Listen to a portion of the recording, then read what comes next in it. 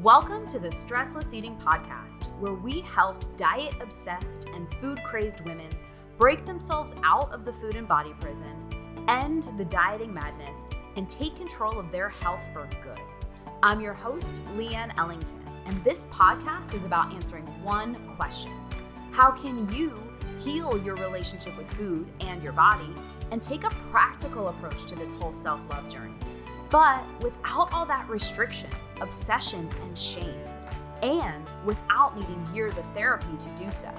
If you want to know the answer, you're in the right place. All this information is 100% free, so please subscribe to and review our podcast. Back in the day, before I lost all that weight and made over my body, and long before I was doing what I do now, I was just a high-achieving woman, highly motivated, and a lady on a mission that just wanted to feel beautiful and feel proud of my life and my accomplishments and simply be happy. So I went and did what any woman would do with a lot of weight to lose, a hope, and a dream. I went on every diet, plan, and program I could imagine. I hired coaches, joined masterminds, and attended retreats and events. I even went back to therapy. And it worked. It all worked to an extent.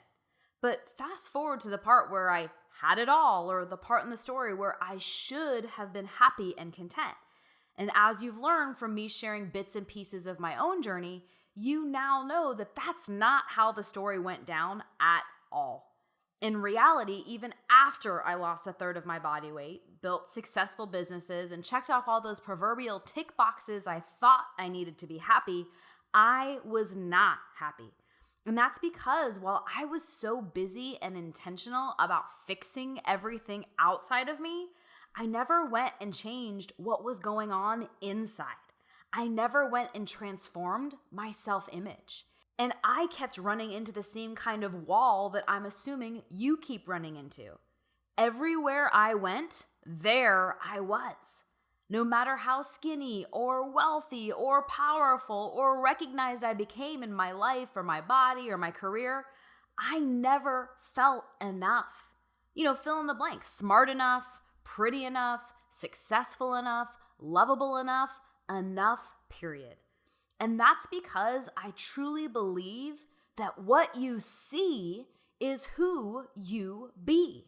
Which is to say, of course, that how you're showing up in your life. So whether that's physically, emotionally, spiritually, financially, relationally, any of it, it's a direct reflection of what you see as being true about yourself relative to each of these areas. So if you see yourself as beautiful and lovable and irreplaceable, then you be someone who shows up in the world as beautiful and lovable and irreplaceable. What you see is who you be.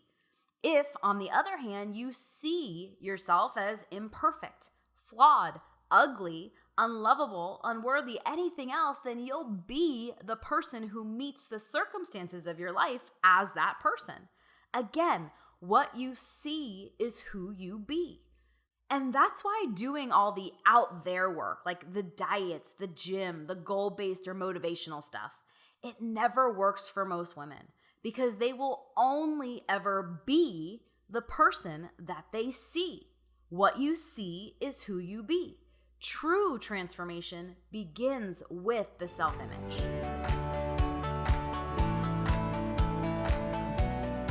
Okay, for the most part, the whole self-love movement, it kind of missed the mark for me. I mean, I see the same messages over and over again that you're probably seeing too. Things like, just love yourself no matter what, or self-love conquers all. But all of those mantras and platitudes, they just never seem to resonate with me. And I'll tell you for damn sure, they never worked for me either. I mean, how do you go from hating on yourself and criticizing yourself your entire life to fully accepting and loving yourself just because somebody told you that you should? Well, you don't, and you won't, at least not from my experience. Because self-love has a unique recipe. It has its own magical ingredients. And I truly believe that if you leave even just one of these ingredients out, you'll miss the mark completely. As in, you'll always be looking outside yourself for something that you're truly looking to feel, actually dying to feel on the inside.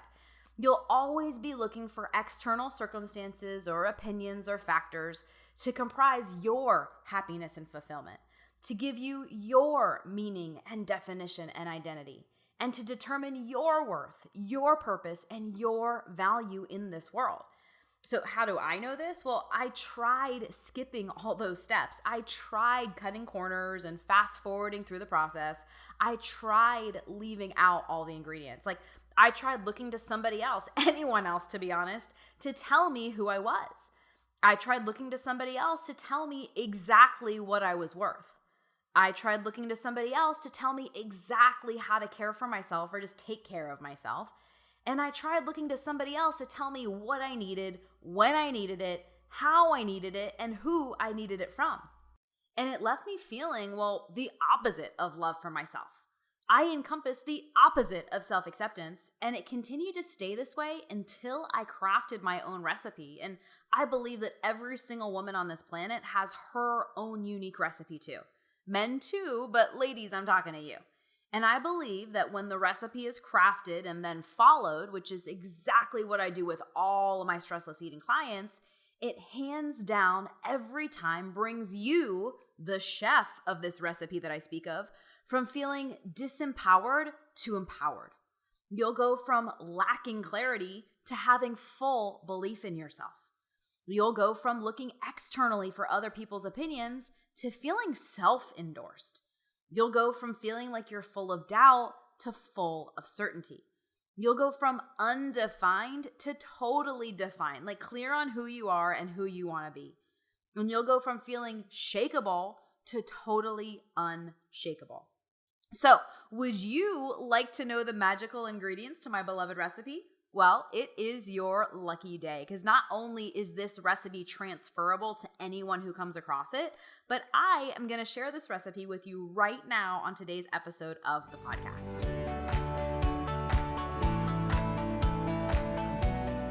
Okay, so let's talk about the 5 ingredients, or goggles as I call them, of your self-image.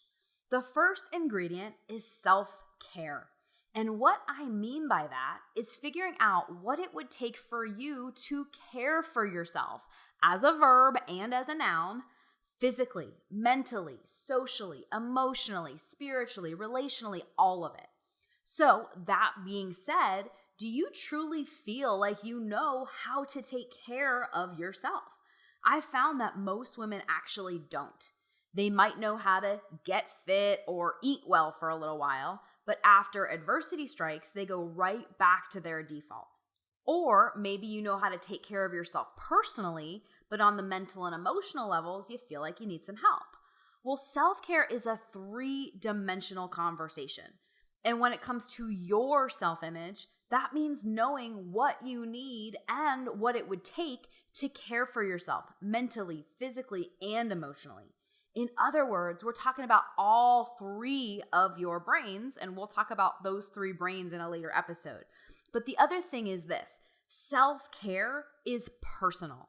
You cannot use someone else's formula or prescription or recipe. You need your own, and it's got to be one that works with you and for you so that it's created by you and for you. Because again, using somebody else's recipe is actually a recipe for disaster.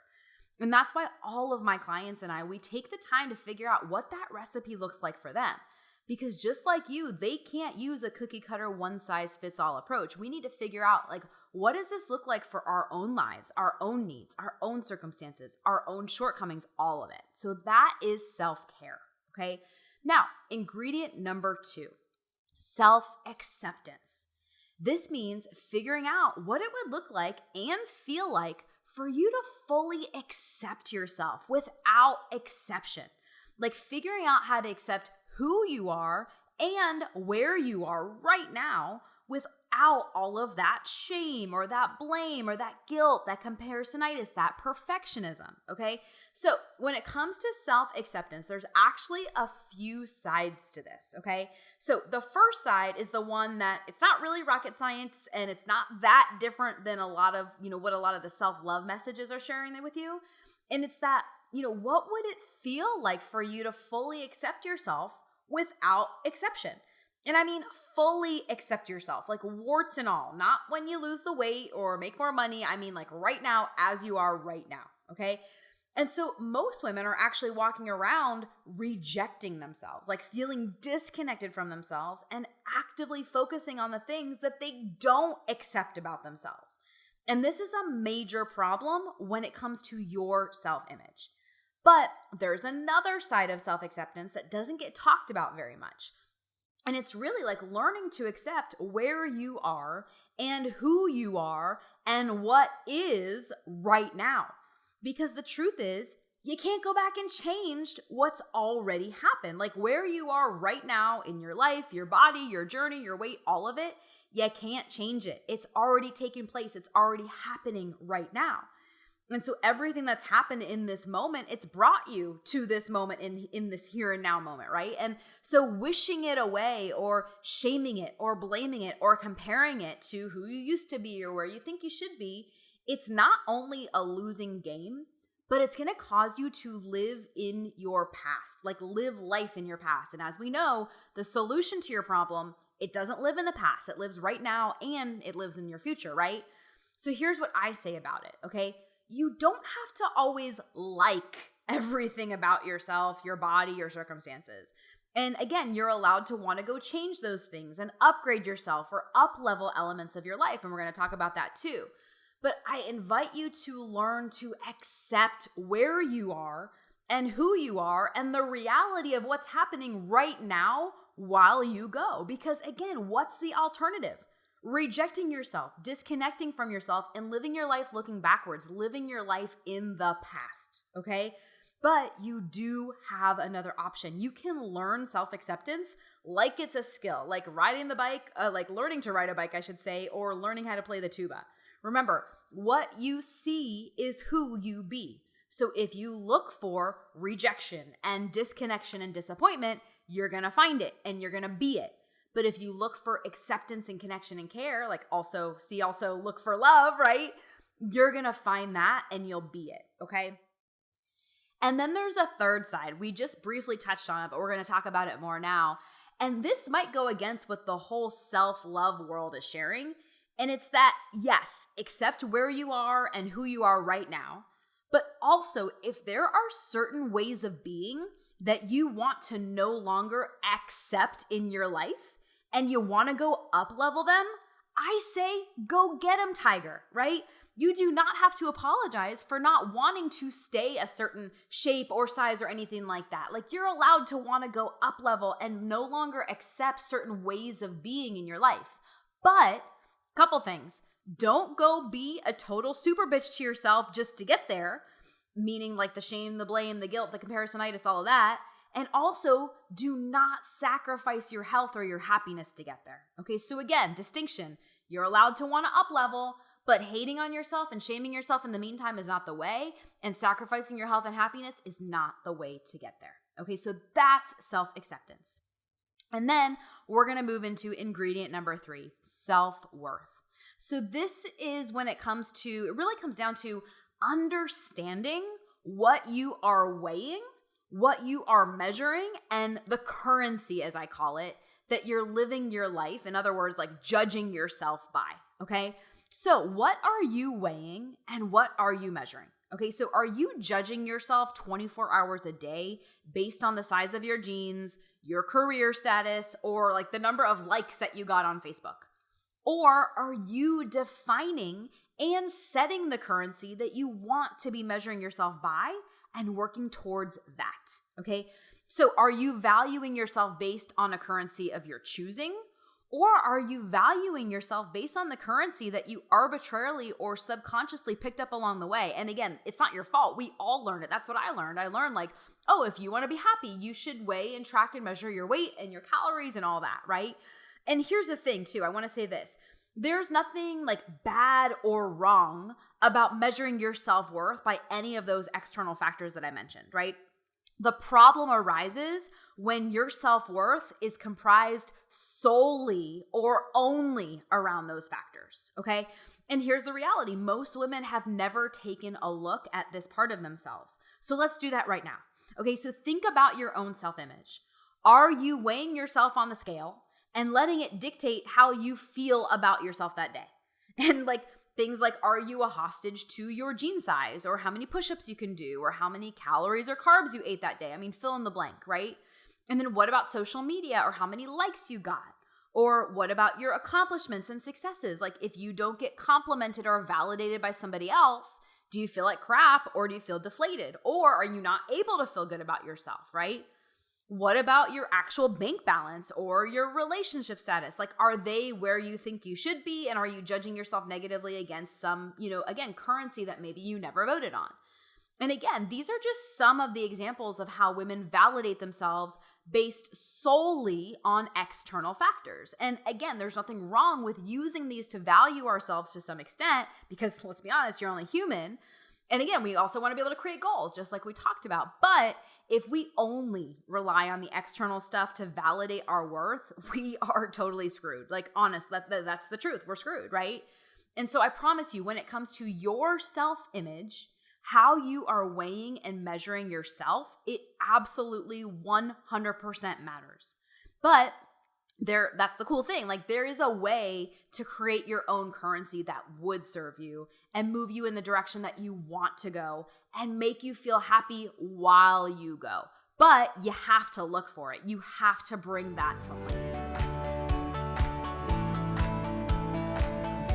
All right, so we talked about our first ingredient, which was self-care, and how it's three-dimensional, and how we have to learn how to take care of ourselves, not just physically, but mentally, emotionally, socially, spiritually, relationally, all of it, right? We talked about our second ingredient, which is self-acceptance, and how it's also three-dimensional. So it's about, accepting where you are right now because you can't change it, but also without the shame, without the blame, like warts and all. But also this idea that you're allowed to no longer want to accept certain ways of being and up level, but again, not at the expense of your health and happiness, right? And then we talked about our third ingredient, which is self-worth, and how it's about knowing what you're weighing and measuring and having a currency that's not solely relying on those externals or quantifiables. Again, like, it's natural and normal and even healthy to an extent to, have that comprised as part of your self-worth. But when that's the only thing that's comprising your self-worth, that's where it gets really dangerous, okay? So now let's round it out with the last two ingredients. The first of which is ingredient number 4, self-esteem.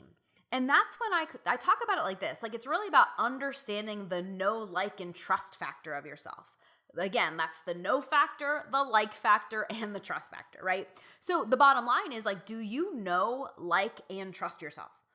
Most women are walking around feeling very untrusting of themselves because somewhere along the lines, they stopped believing themselves when they made promises to themselves. So they'd hear themselves say things like, okay, this time it's going to be different, or I'm going to start fresh and this time I'll see it through, or okay, I'm going to do X, Y, and Z 100% this week. And so they make these open-ended promises to themselves, but they don't take the time and intention to go upgrade their self-esteem alongside it. Like, they don't trust themselves any more than the last time they made those promises. And so the way I see it, most women have completely lost all trust in themselves because, or I should say, and because they've never done the work on their self-esteem. In turn, we end up making promises to ourselves that we don't even want to make. We make promises to ourselves that we don't even want to keep, like it sucks, like we just are doing because we think we should or we're supposed to. Or we make promises that we can't keep, like it's unattainable, right? And the cycle continues. So instead of having a relationship with ourselves, one that's comprised of trust and confidence and reliance on ourselves, we enter into a relationship where all of those things are negotiable. And when that's the case, when your self-esteem and trust in yourself have become negotiable, your self-image knows it. And so when it comes to up-leveling and rewiring your self-image, it becomes a matter of understanding the know, like, and trust factor of yourself and what it would take to upgrade it, as in like earning back your own trust and making certain elements of your life non-negotiable. Again, this is the sort of thing that most women skip over or don't even think about in the beginning, but it's pretty much the number one thing I have to work on with my clients when they come to work with me. And I have a feeling it's a big thing for you too, because again, you're human, but especially any woman that has the diet mentality or the weight loss mentality, we have trained ourselves to just kind of like commit to things that are not sustainable, not practical in the long term, or we commit to it because we feel like it's better than committing to nothing. We witness ourselves time and time again not following through on it or not finishing it. And so we say, great, that's just one more thing that didn't work for me, or I didn't work it. And not only do we trust ourselves less and less in that moment, but we believe ourselves less the next time we go to say, okay, this is going to be different. And so again, I just want to give yourself permission to have grace, because you are human and you learn what I learned. But again, it's the kind of thing that you got to address. Okay. So let's round it out with our fifth and final ingredient. And this is something that I call self-endorsement. And that just means figuring out who you are and how you feel about yourself, regardless of what anyone else thinks about you. Okay, so the real highlight there is identifying like how you feel about yourself. Okay, so here's the truth though. It is not practical or even possible for any woman to not care what other people are thinking about her. So if you hear somebody say like, oh, I don't care what they think, they probably don't know that they do care, or they're lying.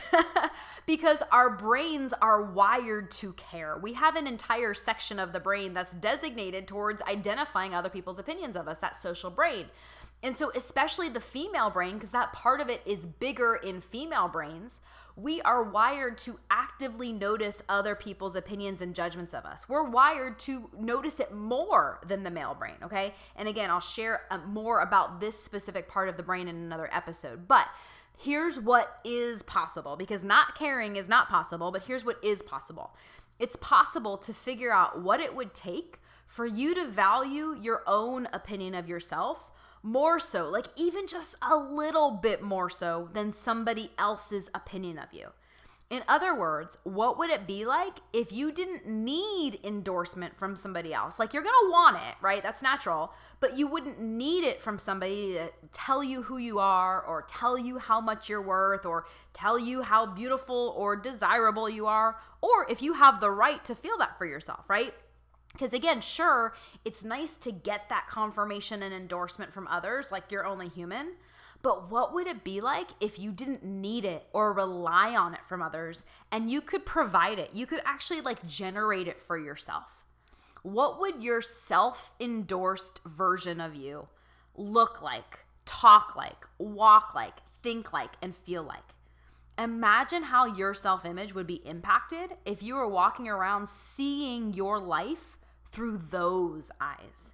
And again, that is the power that you have, lovely ladies. Like, again, though, only if you take your self-image into your own hands and into your own brains, I should say. And I know it's simple, not easy, but once you do it, it changes everything, like literally everything.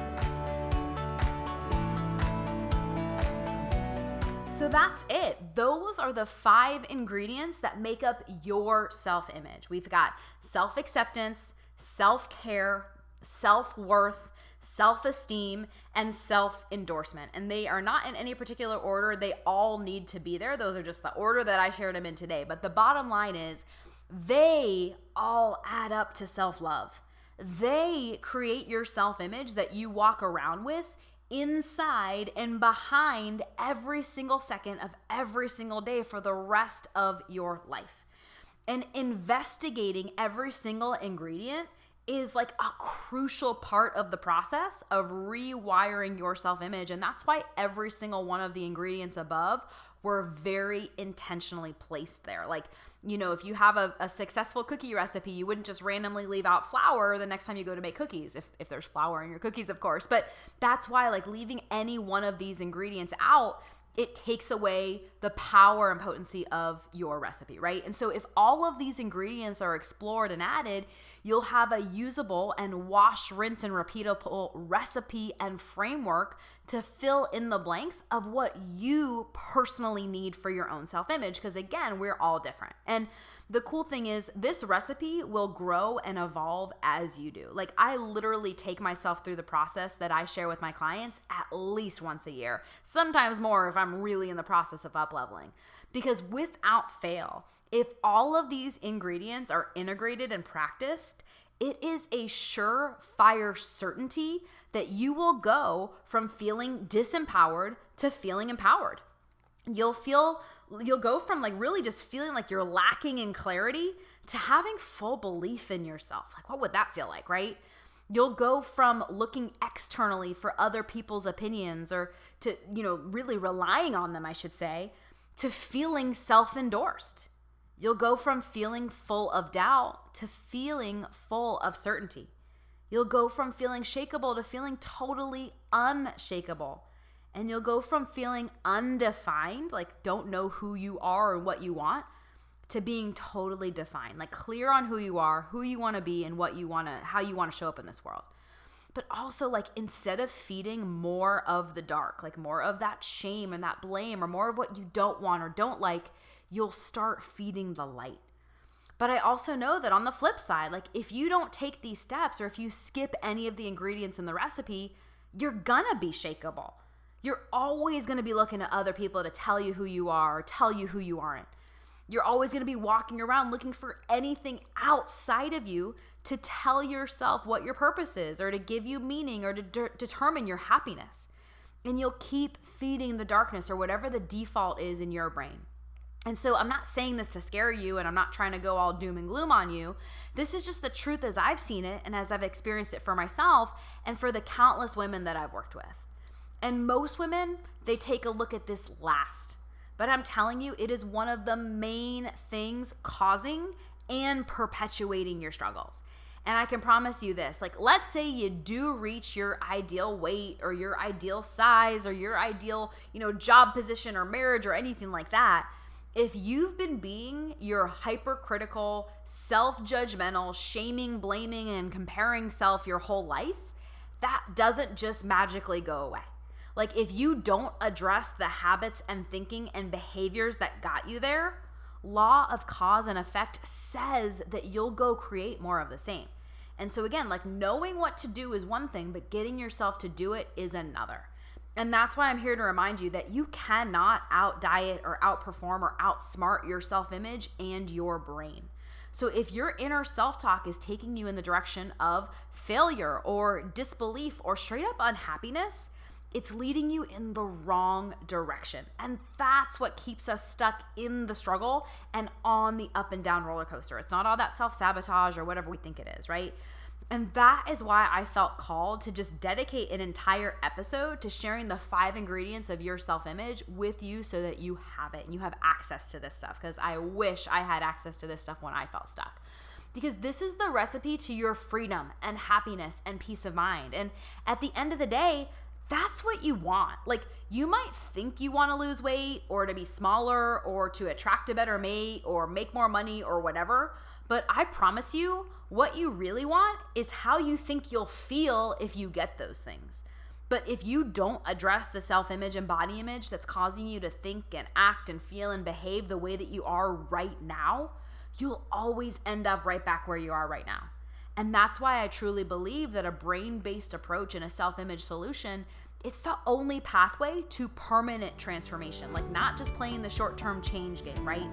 And now you have the 5-ingredient recipe that you need to create true and lasting change in your own life. Thanks for tuning in to today's show. If you like what you heard and you're interested in breaking out of your own food, body, and diet prison, here's what I want you to do next. Head on over to stresslesseating.com. That's stresslesseating.com and sign up to watch the Stressless Eating webinar, where I'll walk you through the exact 5-step game plan my female clients use to conquer emotional eating, self-sabotage, and finally heal themselves from the restrictive all-or-nothing diet mentality for good, but without obsessing or spending years in therapy to address it. I've laid it all out for you there in 5 easy steps. Remember, Healing your relationship with food and your body does not happen by itself. You need expert guidance to make it happen, and we've helped clients all over the world take back their power from the food and find true and lasting freedom, while enjoying life and warm chocolate chip cookies along the way. To see if we can help you do the same, head on over to stresslesseating.com. I'm Leanne Ellington, and I'll see you next time.